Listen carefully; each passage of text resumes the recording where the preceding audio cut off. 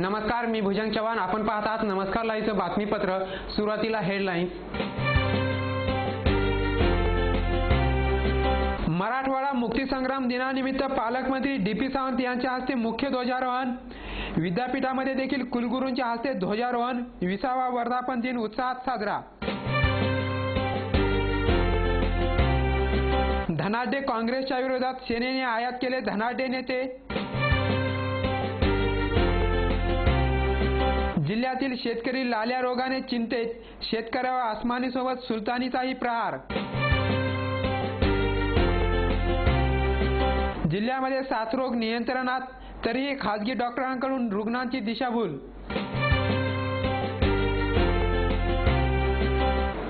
आता बातमीपत्र विस्ताराने. आज जिल्ह्यामध्ये मराठवाडा मुक्तीसंग्राम दिन मोठ्या उत्साहात साजरा करण्यात आला. 20वा उद्यानामध्ये पालकमंत्री डी.पी. सावंत यांच्या हस्ते ध्वजारोहण करण्यात आले, तर विद्यापीठामध्ये देखील राष्ट्रध्वजाला सलामी करण्यात आली. संपूर्ण देश इंग्रजांच्या राजवटीखाली असताना देशातील काही मोजका भाग मात्र संस्थानिकांच्या हुकुमशाहीखाली होता. त्यात हैदराबाद संस्थानाचा देखील समावेश होता. मीर उस्मान अली खान या हुकुमशहाच्या राजवटीविरुद्ध तत्कालीन क्रांतिवीरांनी बंड पुकारल्यानंतर गृहमंत्री सरदार वल्लभभाई पटेल यांचं सैन्य देखील सहकार्याला आलं. 4 दिवस चाललेल्या या लढ्यानंतर हैदराबाद संस्थान जुलमी निजामाच्या राजवटीतून 17 सप्टेंबर 1948 रोजी मुक्त झाले. या दिवशी संपूर्ण हैदराबाद आणि मराठवाड्यात स्वतंत्रता दिवस साजरा करण्यात येतो. आज सकाळी 8:40 पालकमंत्री डी.पी. सावंत यांच्या हस्ते शहरातील 20वा उद्यानामध्ये मुख्य ध्वजारोहण करण्यात आले. यावेळी महापौर अब्दुल सत्तार, आमदार ओमप्रकाश पोकर्णा, जिल्हा परिषद अध्यक्ष दिलीप पाटील बेटमोगरेकर, जिल्हाधिकारी धीरज कुमार, आयुक्त निशिकांत देशपांडे, मुख्य कार्यकारी अधिकारी अभिमन्यू काळे, पोलीस अधीक्षक परमजित सिंह दहिया, अप्पर पोलीस अधीक्षक तानाजी चिखले आदी मान्यवरांनी हुतात्म्यांना पुष्पचक्र अर्पण केले. त्यानंतर पोलीस कर्मचाऱ्यांनी हुतात्म्यांना बंदुकीच्या 3 फैरी झाडून मानवंदना दिली. त्यानंतर स्वातंत्र्य सैनिकांशी पालकमंत्री डी.पी. सावंत यांच्यासह मान्यवरांनी संवाद साधला. त्याचबरोबर शाळकरी मुलांना देखील शुभेच्छा दिल्या. आज स्वामी रामानंद तीर्थ मराठवाडा विद्यापीठाचा 20वा वर्धापन दिन साजरा होत आहे. त्या अनुषंगाने आज सकाळी 8:05 कुलगुरू डॉक्टर विद्यासागर यांच्या हस्ते विद्यापीठामध्ये ध्वजारोहण करण्यात आले. यावेळी विद्यापीठातील कुलसचिव, उपकुलसचिव तसेच अधिष्ठाता, शिक्षणप्रेमी नागरिक, विद्यार्थी मोठ्या संख्येने उपस्थित होते. विद्यापीठाच्या आजपर्यंतच्या वाटचालीबाबत कुलगुरू आणि कुलसचिव यांनी बोलून नागरिक आणि विद्यार्थ्यांना शुभेच्छा दिल्या. 67व्या मराठवाडा मुक्ती दिनाच्या सर्व नागरिकांना, विद्यार्थ्यांना, प्राध्यापकांना माझ्यातर्फे शुभेच्छा. मराठवाडा मुक्ती दिन आणि विद्यापीठाचा वर्धापन दिनाच्या मराठवाड्यातील सर्व नागरिकांना, विद्यापीठाच्या आणि विद्यापीठ परिसरातील विद्यार्थी, कर्मचारी यांना सगळ्यांना माझ्याकडून शुभेच्छा. आज 17 सप्टेंबर संपूर्ण मराठवाड्यात साजरा करण्यात आला. त्याचबरोबर विद्यापीठामध्ये देखील विद्यापीठाचा 20वा वर्धापन दिन साजरा करण्यात आला. या दिनानिमित्त पुढील 3 दिवस विद्यापीठामध्ये विविध कार्यक्रमांचे आयोजन करण्यात येणार आहे.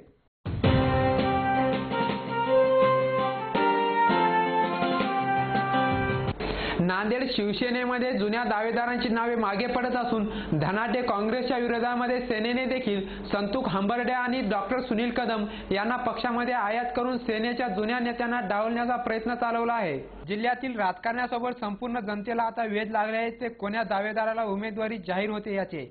सध्या सर्वच पक्षाच्या वरिष्ठ पातळीवर जागा वाटपासाठी हे दावे सुरू असल्याने स्थानिक नेत्यांना आपल्या उमेदवारीची अद्याप शाश्वती नाहीये. शिवसेनेचे सर्वच दावेदार मातोश्रीवर तळ ठोकून आहेत.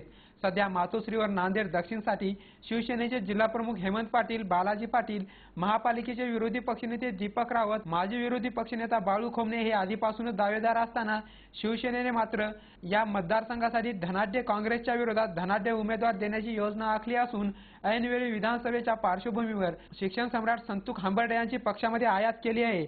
त्यामुळे पक्षातील जुन्या दावेदारात एक प्रकारची नाराजी आहे. त्याचबरोबर नांदेड उत्तरसाठी माजी खासदार सुभाष वानखेडे यांना पक्षांतर्गत कार्यकर्त्यांकडून विरोध होत असतानाच पक्षश्रेष्ठींनी देखील नाकारल्याचे कळते आहे. जिल्हाप्रमुख प्रकाश कोडगे यांचे नाव केव्हाचेच मागे पडले असून माजी महापौर सुधाकर पांढरे यांच्या नावालाही पर्याय म्हणून सहसंपर्क प्रमुख मनोजराज भांडारी असताना सर्वपरिचित आणि दुसरा धनाढ्य चेहरा म्हणजे डॉक्टर सुनील कदम यांना उमेदवारी देण्याचे संकेत आहेत.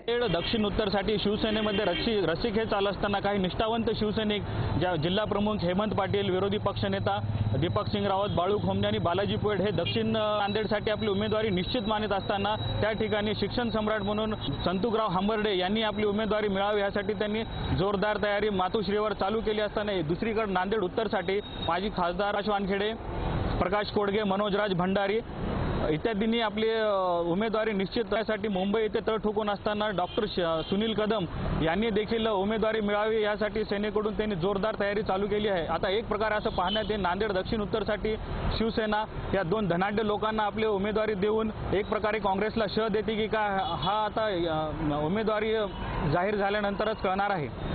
नांदेड शिवसेनेला याआधीच गालबोट लागलेले असल्यामुळे नवनियुक्त संपर्क प्रमुख बबनराव थोरात यांनी आता नवा चेहरा शोधणे सुरू केले आहे। संतुक हंबर्डे आणि डॉक्टर सुनील कदम यांच्या एंट्रीने शिवसेनेचे जुने रूपरे बदलेल का हा प्रश्न सध्या नांदेडकरांमध्ये आहे। वेळ झाली आहे छोट्याशा विश्रांतीची। तुम्ही पाहत राहा नमस्कार लाईव्हचं बातमीपत्र। शुभेच्छा पाठवा सुंदर बुकेसह संपूर्ण भारतात आणि 190 देशात कुठेही बुके पाठवण्याची सोय फक्त फ्लॉवर अँड फ्लॉवर्सवर। Bouquet, stage decoration, room decoration आणि कार डेकोरेशनचे सृजनशील नाव flower and flowers, centre point, Shivajinagar, Nanded. संपर्क 73 50 62 56 56। प्रत्येक समारंभाची रंगत वाढवतात ती फुलं आणि फुलाची रंगत वाढवतात flower and flowers. Wooden, ceramic आणि ग्लास फ्लॉवर पॉटसाठी तसेच स्टेज डेकोरेशन, रूम डेकोरेशन आणि कार डेकोरेशनसाठी संपर्क करा flower and flowers, Shivajinagar, Nanded. संपर्क 73 50 62 56 56। विश्रांतीनंतर पुन्हा एकदा आपलं स्वागत। सध्या जिल्ह्यामध्ये समाधानकारक पाऊस पडत असताना शेतकऱ्यावर निसर्गाने दुसरा प्रहार केला आहे। वाढीस लागलेल्या कापसावर लाल्या नावाचा रोगाचा प्रादुर्भाव जाणवत असून कापसाची पाने आणि पाते गळत चाललेली आहेत। यावर्षी सुरुवातीपासूनच पावसाळा कमी झाल्याने शेतकरी पुरता कोलमडला आहे। तब्बल 2.5 महिने पावसाळा लांबल्याने शेतकऱ्यांना 3 वेळेस पेरणी करावी लागली। वेळोवेळी करावी लागणारी पेरणी त्यामुळे जिल्ह्यातील अनेक शेतकऱ्यांनी आत्महत्या देखील केल्या। इतर शेतकऱ्यांनी संयम धरून मोठ्या कष्टाने आणि मेहनतीने पिके जोपासली। आता पावसाळ्यानंतर बऱ्यापैकी पाऊस पडत असताना शेतकऱ्यांवर निसर्गाने दुसरा प्रहार केला आहे। नेमक्याच वाढीस लागलेल्या कापसाला लाल्या रोगाने ग्रासले आहे। त्यामुळे कापूस पिकांची पाने लाल पडत आहेत तर पाते देखील गळून पडत आहेत। कापसाला क्वचितच बोंडे लागले असताना ही बोंडे देखील आतून किडत चाललेली आहेत। त्यामुळे शेतकरी चिंतेमध्ये आहे। लाल्या रोग पडल्यामुळे ते कसं आहे, आता ते बोंड वाळू जागेच करपून चाललंय आणि त्याच्यामुळे ते घटाले वर्षाला जसा उतार येते आमचा तसा उतार यायचं भानगड नाही ते। परंतु आपलीच पोळी भाजून घेण्यामध्ये व्यस्त असलेले राजकारणी देखील शेतकऱ्यांकडे लक्ष देण्यास तयार नाहीत। त्यामुळे आसमानीसोबत सुलतानीची टांगती तलवार शेतकरी राजांवर आहे।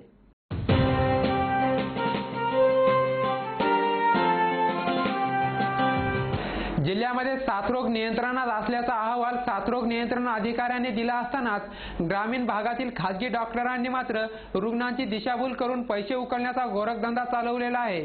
मागील आठवड्यात जिल्ह्यासह मराठवाड्यात बऱ्यापैकी पाऊस झाला असून या पावसाने शहरातील घनकचरा ओला होऊन त्याची दुर्गंधी पसरली आहे तर शहरातील ठिकठिकाणी गटारे तुंबली आहेत। त्यामुळे डास, मच्छर आणि साथीच्या रोगांचा प्रादुर्भाव करणाऱ्या जीवाणूंची संख्या वाढली आहे। 4 दिवसापूर्वी पश्चिम महाराष्ट्रासह विदर्भात देखील डेंग्यूची साथ येऊन काही रुग्ण देखील आढळले असल्याने ही साथ मराठवाडा असा नांदेडमध्ये देखील पसरते की काय अशी भीती आहे। नांदेड जिल्हा हिवताप नियंत्रण अधिकारी डॉक्टर MT साळवे यांनी मात्र याबाबत खंडन केले असून अद्याप तरी नांदेड जिल्ह्यामध्ये साथीच्या रोगाची विशेष लागण नाही असे म्हटले आहे। मागच्या वर्षीच्या तुलनेमध्ये निश्चितच यावर्षी हिवताप रुग्णाचं प्रमाण कमी झाले। काही दिवसापूर्वी जिल्ह्यामध्ये साथीच्या रोगाचे रुग्ण आढळल्याच्या बातम्या प्रकाशित झाल्या होत्या। परंतु साथरोग अधिकाऱ्यांनी याबाबत बोलताना यावर्षी ऑगस्ट महिन्यात केवळ 13 रुग्ण आढळून आले असल्याचे म्हटले आहे। परंतु हिवताप, मलेरिया त्याचबरोबर इतर साथीच्या रोगासदृश लक्षणे दिसू लागतात ग्रामीण भागातील रुग्ण नजीकच्या रुग्णालयात धाव घेतात। त्यामुळे खासगी डॉक्टरांनी देखील या संधीचा लाभ घेऊन रुग्णांकडून भरमसाठ वसुली सुरू केली आहे। नागरिकांनी साथीच्या रोगाची लक्षणे दिसू लागतात खासगी रुग्णालयात नव्हे तर नजीकच्या शासकीय रुग्णालयात तपासणी करणे गरजेचे आहे।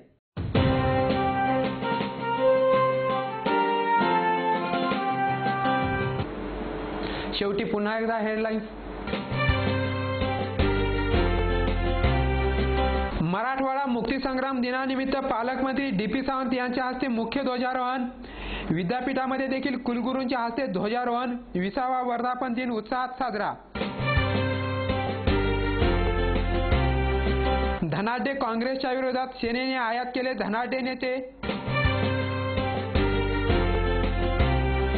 जिल्ह्यातील शेतकरी लाल्या रोगाने चिंतेत, शेतकऱ्यावर आसमानीसोबत सुलतानीचाही प्रहार।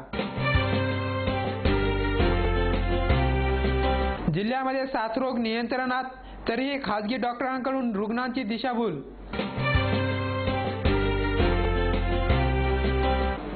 आणि याचबरोबर नमस्कार लाईव्हचं हे बातमीपत्र संपलं. पुन्हा भेटूया. नमस्कार.